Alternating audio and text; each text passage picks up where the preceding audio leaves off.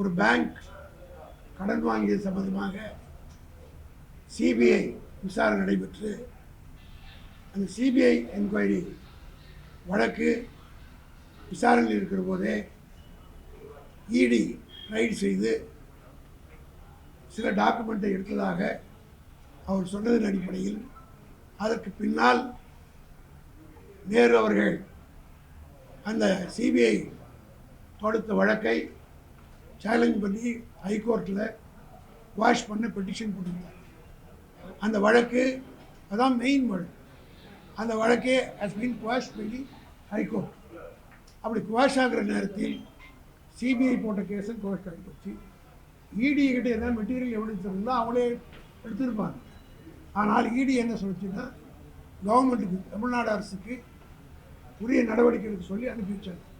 தமிழக முதலமைச்சர் இந்த வழக்கு திராவிட முன்னேற்ற கழகத்தினுடைய மூத்த தலைவர், முதன்மை செயலாளர் என்று கூட பார்க்காமல் உடனடியாக ப்ரிலிமினரி என்கொயரி கூட இல்லை, டீட்டெயில் என்கொயரிக்கு ஆர்டர் பண்ணி டிவிஎஸ்சி டீட்டெயில் என்கொயரி இப்பொழுது நடத்தி கொண்டிருக்கிறது.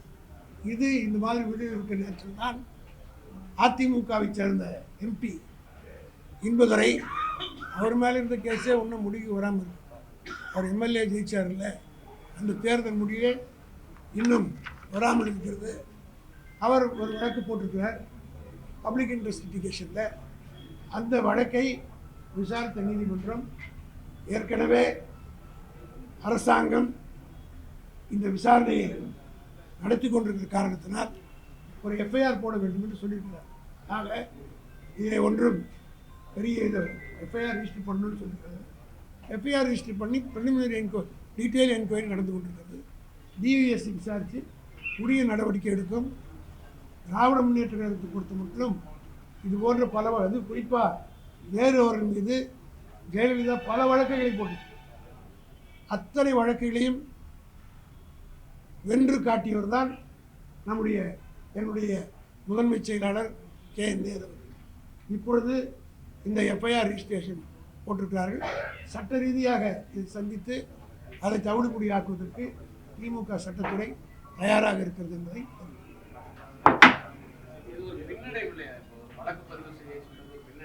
அது எப்படி பின்வழியும்?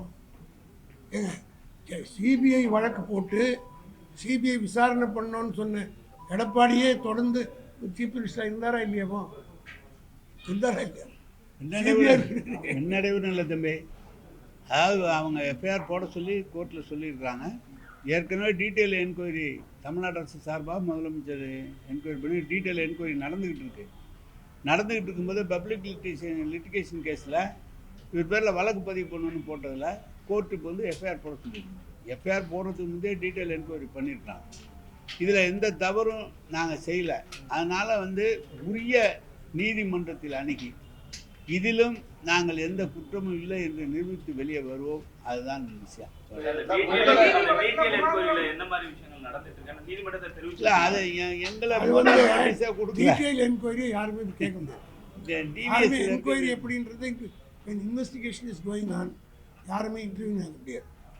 இன்வெஸ்டிகேஷனுக்கு தனி கோர்ஸ், அது பல விதமான மெத்தடாலஜி இருக்கும். அந்த மெத்தடாலஜிலேயே நோபடி கேன் கொஸ்டின். அது ஃபைனல் பண்ணி வருகிற போது தான் இதெல்லாம் அவங்க பண்ணதில் தப்பு இருந்ததுன்னா அதை பற்றி விவாதத்தில் எடுத்துக்கலாம். ஆஸ் ஆஃப் நோ ஒன்றும் கிடையாது. இந்த எஃப்ஐஆர் ரிஜிஸ்ட்ரேஷன் எஃப்ஐஆர்னால எதுவும் பெரிய பின்னடைவு திமுக இல்லை. ஏற்கனவே இது குறித்து பிரச்சனை நேரு குறிப்பிட்டதை போல detail enquiry is going on.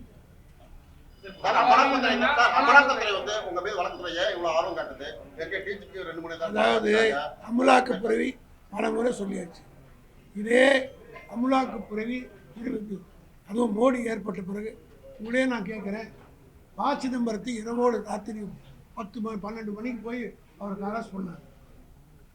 100 நாள் உள்ளே வச்சாங்க. இதுவரையில் அந்த வழக்கில் ஏதாவது டெவலப்மெண்ட் இருக்கா? டு ஹாரஸ் பப்ளிக் மத்தியில் ஒரு இமேஜை கெடுப்பதற்கு இப்போ இந்த தேர்தலில் தளபதி மு.க. ஸ்டாலினுடைய செல்வாக்கு நாளுக்கு நாள் உயர்ந்து கொண்டே போகுது. திமுகவுக்கு கூடுதலாக வந்துக்கிட்டே இருக்குது. நான் ஒரே கேள்வி கேட்குறேன், இதே இடி தானே நம்ம ப. சிதம்பரத்தை அரெஸ்ட் பண்ணி 100 நாள் உள்ள வச்சாங்களா இல்லையா? அதுக்கு பிறகு what is the development? 3 years ஆயிடுச்சு. அதே போல் சிபிஐக்கு 570 கோடி ரூபாய் 2016ஆம் ஆண்டு நடு ரோட்டில் 570 கோடி கண்டெய்னர் லாரியில் பிடிச்சி திராவிட முன்னேற்ற கழகத்தில் வழக்கு போட்டு சுப்ரீம் சிபிஐ என்கொயரி ஆகி எத்தனை 16ல் இது எத்தனை வருஷம்? 10 வருஷம் ஆகிப்போச்சு.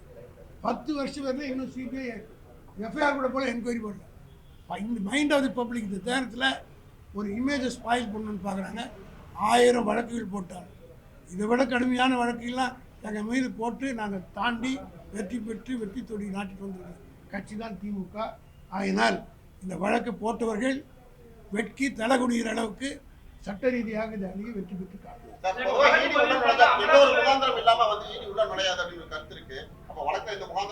அதுதான் கேட்குறேன்னா. பி. சிதம்பரத்தை அரெஸ்ட் பண்ணி 100 நாள் உள்ள வச்சாங்க. What is the state of the state now till date? உங்களுக்கு யாருக்கா தெரியுமா? பிரஸ்காரங்களுக்கு சும்மா அன்னைக்கு போட்டு 100 நாள் உள்ள வச்சோன்னு சொன்னாங்களே, இமேஜை ஸ்பாயில் பண்ணாங்களே தவிர அதுக்கு பிறகு என்ன நடவடிக்கை எடுத்திருக்காங்க? ஆக அது மட்டும் இல்லை, அவங்க போட்ட வழக்கில் எத்தனை நிரூபிச்சிருக்கிறாங்க? Not even 1% of the case has been proved.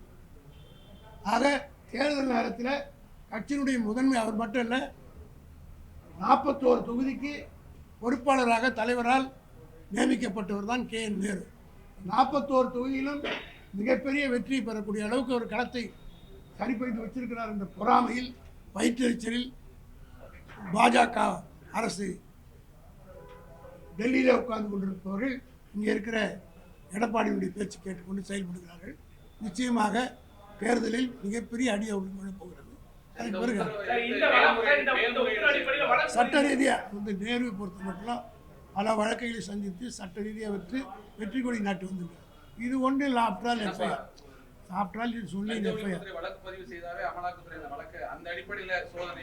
எந்த சோதனை வந்தாலும் அவர் ஏற்கனவே பல முறை ஜெயிலுக்கு போயிட்டு வந்து பல முறை சரி காராகரித்து அனுபவித்தார். நீங்கள் கேட்குறது அவங்க வழக்கு சட்ட ரீதியாக இதை சந்தித்து உரிய கோர்ட்டுக்கு போய் நாங்கள் வெளியே வருவோம். அதனால் அவர் நேருவை பொறுத்த மட்டும் இதுபோல் அச்சத்துக்கோ இந்த மாதிரி துன்புறத்துக்கோ பயப்படக்கூடியவர்கள் தட்ட அடிக்க தான் பந்து உண்டும்.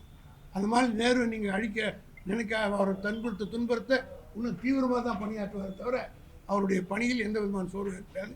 திராவிட முன்னேற்ற கழகம் இதை